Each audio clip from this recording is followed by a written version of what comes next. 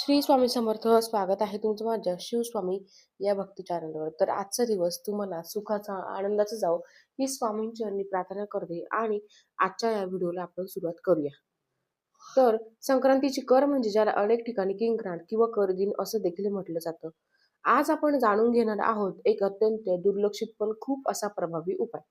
बुधवार 15 जानेवारी 2026 हा दिवस ओळखला जातो. तो म्हणजे किंक्रांत म्हणजेच करदिन या नावाने हा दिवस केवळ सण नसून घरातील दारिद्र्य दूर करणारा, ऋण, अडथळे आणि नकारात्मकता नष्ट करणारा आणि देवी लक्ष्मीला प्रसन्न करणारा दिवस मानला जातो. आजच्या या व्हिडिओमध्ये आपण जाणून घेणार आहोत करदिन म्हणजे काय, या दिवशी काय करावे, काय अजिबात करू नये, कोणते नियम पाळावे, कोणती भाजी खाऊ नये, कोणत्या सेवा केल्याने पुण्य लागते, कोणती पूजा करावी, कोणता एक पदार्थ केल्याने दारिद्र्य या दिवशी कमी होते. या दिवशी या व्यक्तीशी चुकूनही आपल्याला बोलायचं नाहीये.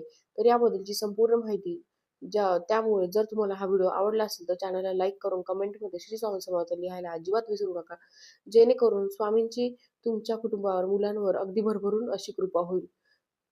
करदिन हा शब्द काही प्रांतात बदललेला आहे की त्या ठिकाणी तो बदलतो. संक्रांतीच्या दुसऱ्या दिवशी किंवा काही ठिकाणी संक्रांतीच्याच दिवशी हा दिवस घरगुती शुद्धीकरण, ऋणमोचन व लक्ष्मी पूजनासाठी पाळला जातो.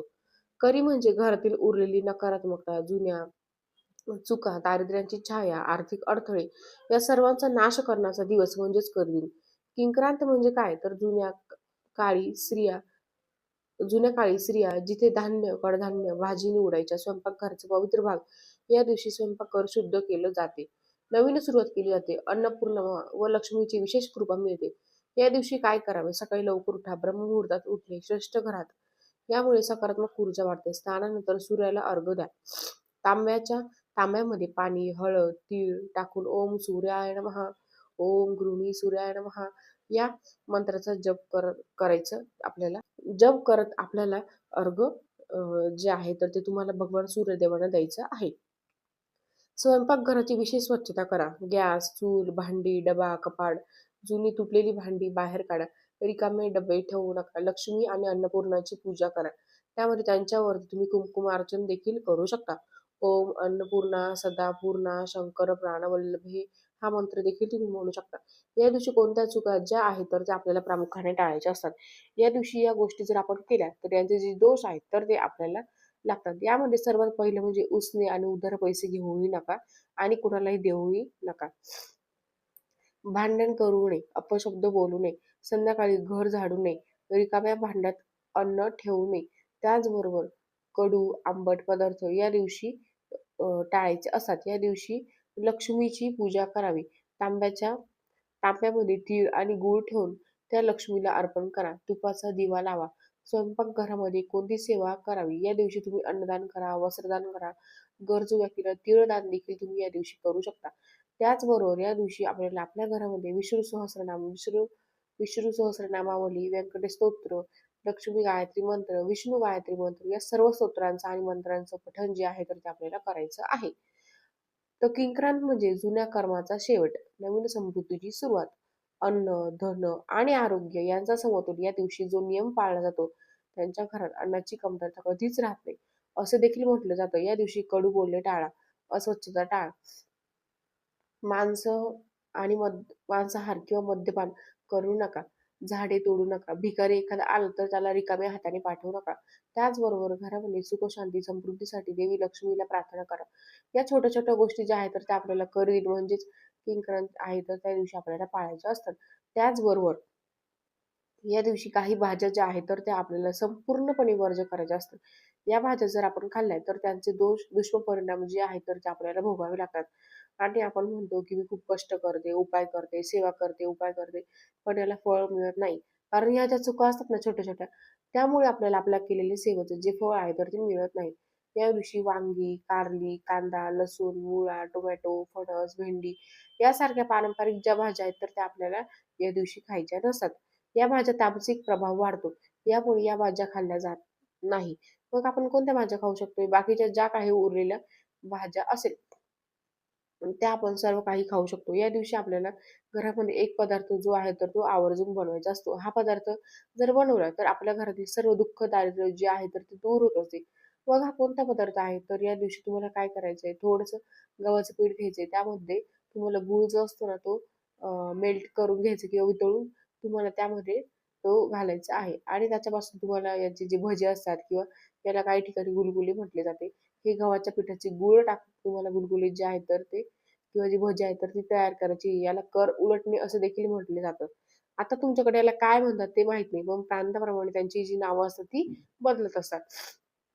तरी ही गुलगुली किंवा जी गोड भजी आहे, तर ती आपल्याला या दिवशी करायची असतात. आणि गोड भजी घरामध्ये का केली जातात? कारण आपल्या घरामध्ये वर्षभर गोडवा तयार राहावा. घरातील जी काही नकारात्मकता आहे, वाईट दोष आहे, वाईट शक्ती आहे, तर त्या दूर राहाव्यात यासाठी ही गोड भजी आहे, तर ती या दिवशी घरामध्ये केली जाते. तुमच्याकडे जर पद्धत असेल, तर आवर्जून तुम्ही दुसरा कोणता पदार्थ बनवत असाल, गोड पदार्थ, तर तो बनवला तरीही चालेल. पण असं म्हणतात, की या दिवशी जो पदार्थ आहे, तर तो बनवला जातो. त्यामुळे तुम्ही हा देखील पदार्थ बनवा. आणि बघा, घरामध्ये सुख, शांती, समृद्धी तर ती नक्कीच या पदार्थामुळे घरामध्ये येते. गूळ आणि गव्हाचं जे पीठ असतं तर ते त्यामध्ये देवी लक्ष्मी स्थायी स्वरूपात निवास करते आणि त्यामुळे स्थिर लक्ष्मी आपल्याला प्राप्त होते. या सर्व गोष्टी जर आहेत ना, तर त्या आपल्याला बुधवारी म्हणजे आज किंक्रांतच्या दिवशी म्हणजे गरिदिनाच्या दिवशी आपल्याला पाळायचे आहेत. हे नियम जर आपण पाळले तर घरामध्ये सुख, शांती, समृद्धी जी आहे तर ती नांदेल. त्याचबरोबर या दिवशी घराची व्यवस्थितपणे साफसफाई, स्वच्छता करून घ्यावी. बघा, आपले दरवाजे जे असतात पण त्यामधनं कधी-कधी असा कर आवाज वगैरे येतो.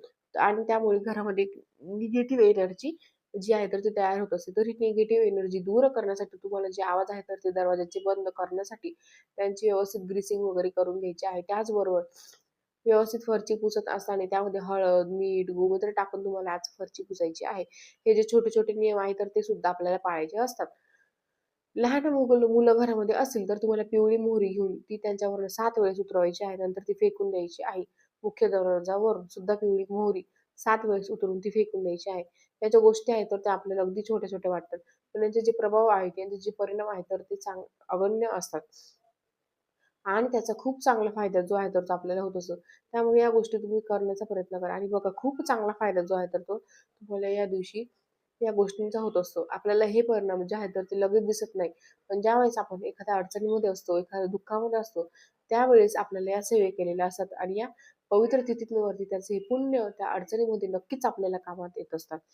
तर नक्की तुम्ही या ज्या सेवा सांगितल्या आहेत, कडकधारा स्तोत्र, विष्णू सहस्रनाम, लक्ष्मी गायत्री मंत्र, विष्णू गायत्री मंत्र, या सर्व स्तोत्रांचा आणि मंत्रांचं पठण करा आणि बघा, नक्कीच तुम्हाला त्याचा जो चांगला फायदा आहे तर तो बघायला मिळेल. आणि यानंतर आपल्याला एका व्यक्तीशी चुकूनही बोलायचं नाही. आता ही व्यक्ती कोणता आहे बघा. आपण बघा, आपल्या आजूबाजूला अनेक प्रकारचे लोक राहतात. काही लोक आपल्याबद्दल सकारात्मक विचार करतात, तर काही लोक आपल्याबद्दल नकारात्मक विचार करतात. पण तेच कोणाच्या मनामध्ये काय भाव आहे हे आपल्याला माहीत नसतं. पण एक व्यक्ती जो असतो जो सतत लोकांबद्दल वाईट विचार करतो, सतत लोकांबद्दल काही ना काही वाईट सांगत असतो. अशा व्यक्तीसोबत आपल्याला चुकूनही बोलायची नाही. जी व्यक्ती सतत कटकट करत असते, तर अशा कटकट करणाऱ्या व्यक्तीच्या पासून आपल्याला लांबच राहायचं आहे. कारण या व्यक्तीशी जर आपण बोललो किंवा त्या व्यक्तीने आपल्यासोबत वाद घातला तर त्याचे जे काही परिणाम असतात तर ते आपल्याला भोगावे लागतात. कारण की अंतराला घरामध्ये चुकू नये, भांडण होता कामा नये. या दिवशी वाईट विचार जे आहेत तर ते आपल्याला घरामध्ये होता कामा नये. त्यामुळे अशा व्यक्तींपासून आपल्याला लांबच राहायचं आहे, जेणेकरून वर्षभर आपल्याला याचे परिणाम भोगावे लागणार नाहीये. म्हणून अशा व्यक्तींपासून तुम्ही जास्तीत जास्त लांब राहण्याचाच प्रयत्न करा. त्याचप्रमाणे मी आता थोडे थोडे रूल सांगते, ते फक्त लक्षात ठेवा. या दिवशी शुभ कामे टाळतात आणि काही ठिकाणी बेसनाचे धिरडे करतात. काही ठिकाणी तुम्हाला बोलले जसं गुलगुले वगैरे गोड भजी करतात. आज बोरनान करणे टाळावे. आज तिळगुळ खाणे यासारख्या परंपरा पाळतात. तसेच घरात शेण सावरणे टाळतात. शुभ कार्य जास्त म्हणजे नवीन कामे, लग्न, गृहप्रवेश यासारखी शुभ कार्य किंक्रांतीच्या दिवशी टाळतात. तसेच आज घरकाम वगैरे किंवा या ज्या छोट्या-छोट्या गोष्टी घरातली घाण काढणे या गोष्टी आज करतात. केस मोकळे ठेवू नये.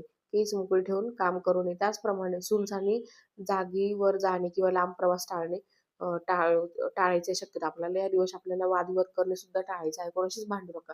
कारण की करच्या दिवशी कटकट